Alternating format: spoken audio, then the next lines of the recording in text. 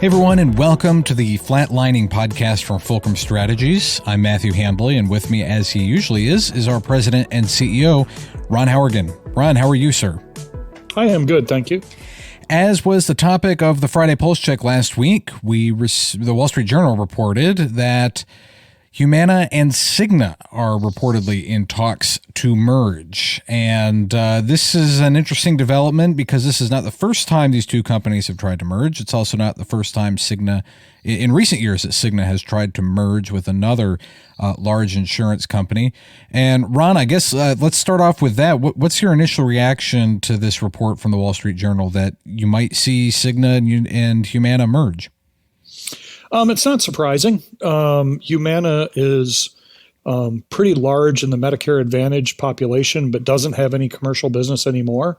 And Cigna has a pretty large commercial business, but very little Medicare Advantage. So, it's like that puzzle piece that I could see from both organizations that fits well together. Cigna's sitting on a pile of cash. And so, it's not surprising to me that this marriage is, headed down the aisle, so to speak. And we had talked about both of those previously with Humana's decision to get out of commercial healthcare, and then with the recent report that Cigna was considering dropping its Medicare Advantage business, in part because they had done it poorly. So before, I know you've talked about that on LinkedIn. Remind us a little bit, what are some of those problems that they've been having with Medicare Advantage?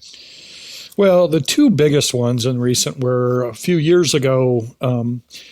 CMS got upset with them and froze their ability to sell the product. And there were a lot of issues that they claimed that, that Cigna was failing in a CMS audit. What really bothered them was that they didn't see Cigna fixing it. So it'd be a little bit like, the fire inspector coming by and saying, hey, you need a fire extinguisher there, and you need to make sure that door is always unlocked. And then coming by in 60 days and going, wait a minute, where's the fire extinguisher and why is that door still locked? Mm-hmm. So CMS thought they were being ignored. And so they froze their ability to sell the product. That hurts. And then the most recent one was Cigna had to settle with the federal government for, I think, $172 million fine for submitting false information around diagnosis codes and the severity of the patient population we're serving. And that stuff increases the reimbursement that they get. So those are a couple of pretty bad marks with CMS. Yep. And Cigna after that was rumored to be getting out of the business. And I think what we're seeing here is potentially a solution to help them with their Medicare product by buying somebody who's good at it. Mm-hmm.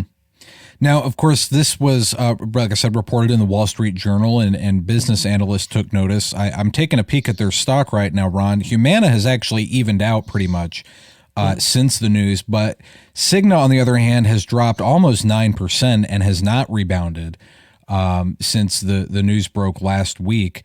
And then the reason I bring this up is because this is important because a lot of people's retirement has some of these stocks in it, because that's how our country works. So it always frustrated me about President Biden when he would say the stock market is only for the rich people, but it's where a lot of Americans' retirement is. Jim Cramer, analyst on CNBC, he had some interesting words to say about the deal when it broke on air, and I want to play that real quick. Heard from the deal makers. I'm just sharing at least the thoughts of a couple of these shareholders who have been in the name for a long time and know it quite well. Mr. Broussard's retiring, the CEO. From Humana, correct. And I think he has a chance right now to clear the record and stop this lunacy. This is one of the most ill-advised deals I've ever heard. So you think it's ill-advised from the Humana side? Yes. Why? Well, because it's never going to be approved, and it's going to take the eye off a company that's trying so hard to do a good medical advantage. That's a hands-on company. This is when you're in this company, you're in a real hunt for customers, right? And you got to do everything. Right. And now you're going to spend all your time defending and then losing to Lena Khan. I have never embraced that woman's view. I hope she shuts this thing down in a nail. Well, there's a lot of shareholders don't want it to get to that point because, again, you're going to be, they're. By the way, the argument of some CI shareholders is fine. Have Humana buy Cigna. They'd say, lever up. At least it'll be accretive right off the bat. Or have it be an MOE under which both companies, during the time that it will take to get the deal done, buy back a lot of their stock. So if, in fact, it does fall apart, at least you got two companies that have both been able to, take advantage of the year or years that have gone by. But I use not Humana. A great reception here. No, so I far use to this Humana. I'm a Humana user. Yeah. And I happily am so thrilled to be able to pay more because of this deal. It's exactly what Pal wants, right? But don't we want to pay more as customers? Well, again, it's not about Medicare Advantage because they have a small business at CI and they would likely sell it or divest it. Again, that's a live reaction on CNBC as the news broke last week with Jim Cramer expressing his frustration there. He doesn't think this deal is going to get approved, Ron, but as you and I have talked before, insurance companies are generally exempt from antitrust law for various reasons. But what he may be referring to is their pharmacy benefits program, which is not exempt from antitrust law. So I'm curious what your thoughts are on this and whether or not you think this deal will be approved.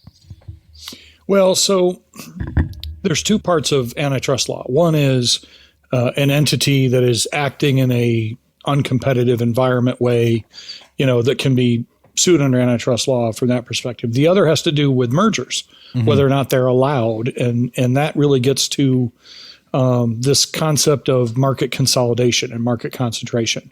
So the two things that are at play here is, well, what is the market? What are we looking at as a market perspective? Now, I think that the part of the reason why they're pursuing this merger is that they're going to be able to successfully say the market is Medicare Advantage, okay? Because that's all Humana has. Yep. And I think they're going to be able to successfully say it has nothing to do with pharmacy benefit management. It has to do with Humana sells Medicare Advantage and so does Cigna. Now, if they're able to make that the focus of the review, and I'm going to get just a little bit nerdy and wonkish here. The consolidation review that the FTC does about a merger revolves around something called the Herfindahl-Hirschman Index.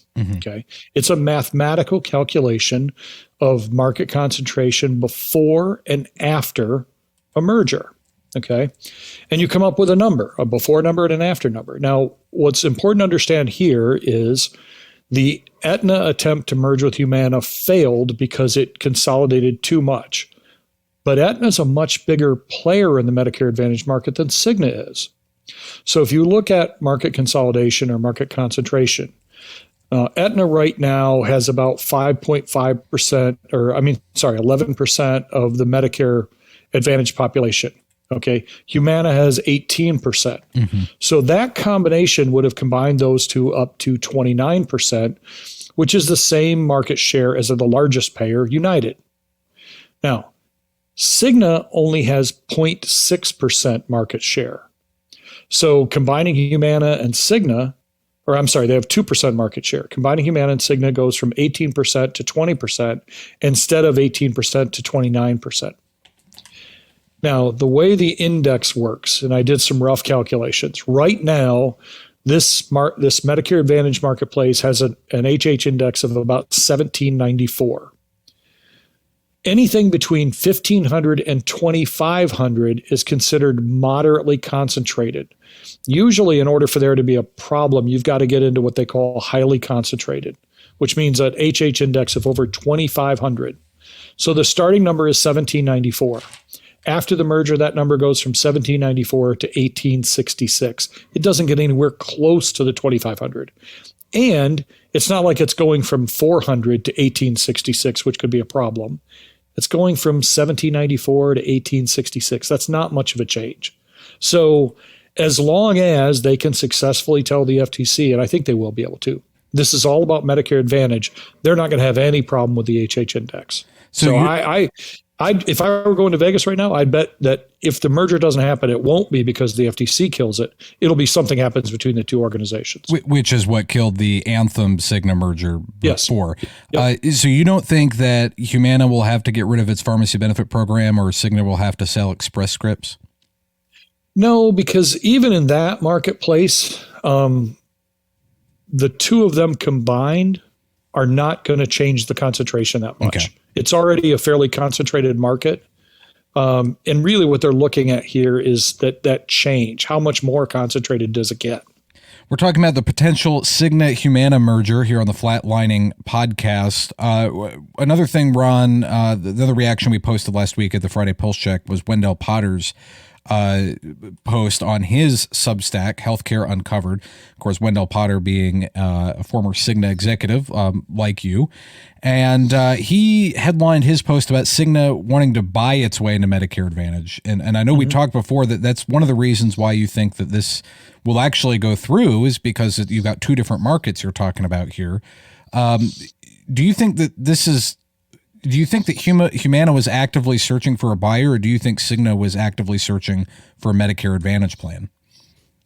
I actually think both. Okay. And the interesting thing about Wendell is the company he worked for prior to Cigna was Humana. Mm-hmm. So he's worked for both organizations. Okay. So I think it was both. I think Humana was actively looking for a buyer. I think that's part of why Humana got rid of their commercial book, was they knew it had no value and potentially was a detractor. And so they were cleaning up their house, so to speak. And I think Cigna was actually actively looking for a buyer. If Cigna had gotten out of the Medicare Advantage market, that would have hurt their stock price because it's such a profitable line of business. It'd be a little bit like Ford Motor Company going, you know what, I'm not going to make trucks anymore. Everybody go, wait a minute, what? Trucks are really profitable. Yeah. Now, I also think, and this is my conjecture, that the reason why the market is punishing Cigna's stock right now is because they're afraid that what's going to happen is Cigna's going to buy a well-functioning Medicare product and then destroy it. Because Cigna clearly doesn't know how to run that product and has been bad at it. And so instead of buying Humana and letting Humana run this stuff, I think the market is worried that they're going to buy Humana and then Cigna's going to try to run it, which will destroy it. Which, if you look back at, that's a lot of what submarined the deal with Anthem. Okay. Is the Cigna CEO is not known to play well with others, and he couldn't handle being the number two guy in an Anthem merger, and he kind of sabotaged it. So I think that's why you've seen Wall Street level out with Humana, but hurt Cigna stock, because I don't think they like it. I'm curious what you think this will do for physicians. I know, and I mentioned that as a teaser in my newsletter on Friday. What do you think this will do to physician reimbursement? And I know we've talked before about, hey, what do you do with your Humana commercial contract at the end of this year? And basically it's nothing. It doesn't mean anything anymore. But what do you think that this will do for physician reimbursement on both the Cigna and the Humana Medicare for those that are, fortunate enough to make a little bit over Medicare for their Medicare Advantage products? Well, long term, it's market consolidation on the payer side is never going to be good for physicians. What it will do as the Cigna combined product gets bigger is it will allow them to start to act more like the market leader, United. United is the company that more often than anyone else has Medicare contracts that pay below Medicare rates. Mm-hmm. And they're able to do that for a couple of reasons. One, they play on the nature of physicians who want to care for everybody, especially the elderly. But two, there are a lot of physicians who rely on that Medicare volume to, fill up their offices. Yep. And so anytime more companies gain some market share, they're able to do that. So, I think it's not going to be overnight. It'll take a while for a merger like this to absorb and fully combine. But it's not going to be good for physician reimbursement. If anything, it's going to drive it down even further. So basically, physicians should be on the lookout for amendments heading to their office to see how it'll affect it. Do you think there'll be, I hate to use the word bully, but do you think that they're going to bully as much as United Healthcare does? Boy, I don't know if anybody can do it as much as United Healthcare does. I know that's a high bar. That's clearing a pretty high jump. I don't know that they're not going to be the same market share. They're still going to be behind United. So I don't think they'll fully get there, but they'll try to get as close as they can. Okay. We'll have more on this and a reaction that has come out since our newsletter on Friday in the show notes for this program. Ron, I want to switch gears just a little bit and talk politics. We talked before about Nikki Haley. We talked about that last week and her proposals to about certificate of need and some of the other expanding Medicare Advantage. Interestingly enough, also on the healthcare side, former President Donald Trump has rearisen his claims that he wants to repeal and replace the Affordable Care Act. And as I mentioned on Friday, this is something Trump ran on in 2016 and 2017, and he couldn't do it. Even with a Republican-controlled Congress, he couldn't do it. And especially compared to them, the Affordable Care Act is significantly more popular than it was in 2016, in part because of, I would say probably because of new subsidies brought about by the Biden administration to get more people on ACA plans.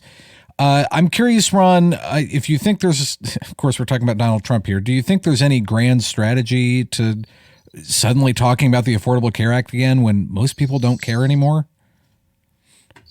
Well, so I first of all, I'm not sure there's any grand strategy at all. And one of the scary parts is I also don't think that there's any real desire or intent to do it.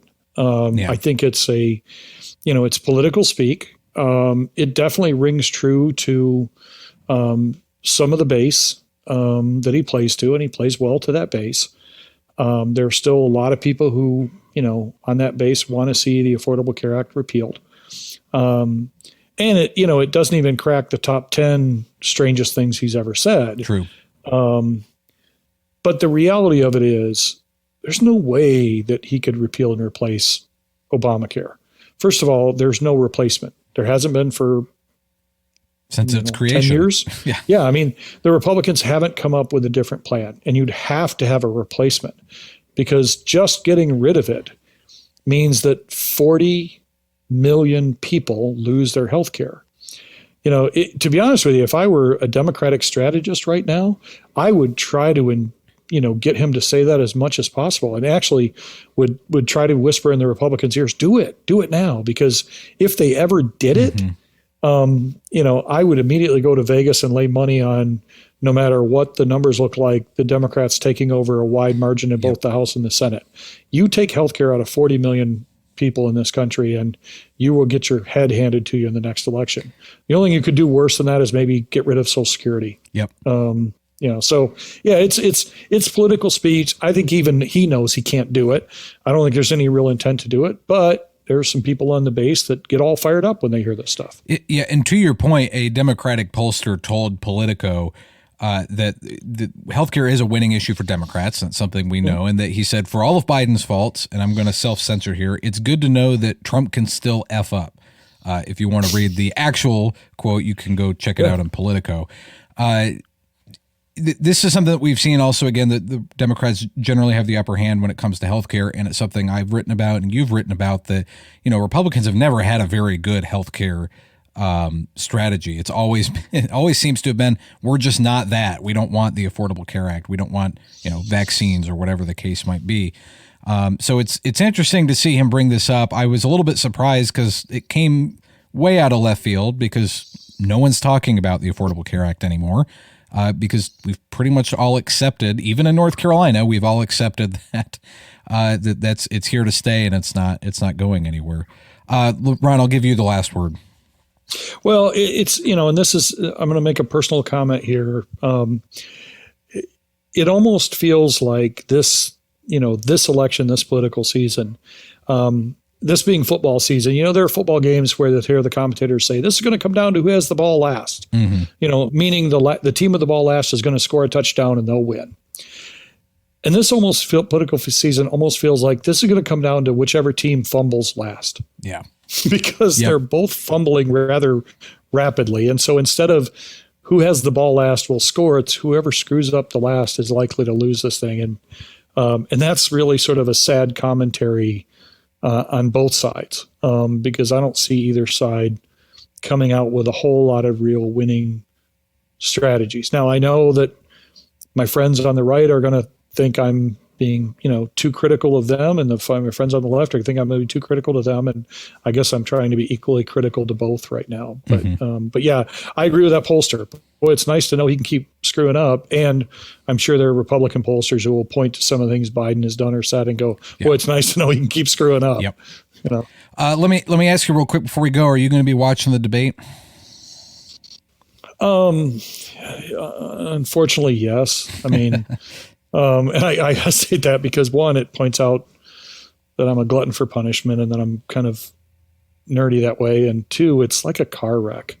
I can't turn away, and I don't want to be watching. But yeah, I'll watch the debate. And there are some moments in there that give me a little bit of hope. There were some moments in even though it wasn't like an official debate, the debate they had with Newsom and that's DeSantis, right, on Fox News with Handley. That I enjoyed some of that. I wish there were more than just a few moments out of something that long, but there are some.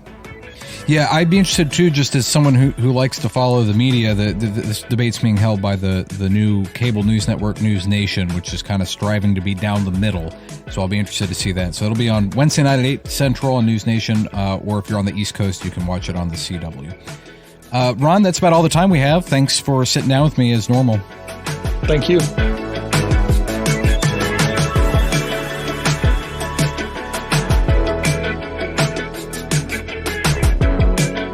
Miss an episode of the Flatlining Podcast? Well, now you can read a recap. Just go to flatlining.net and look right there on the homepage every Monday for a written recap on last week's episode.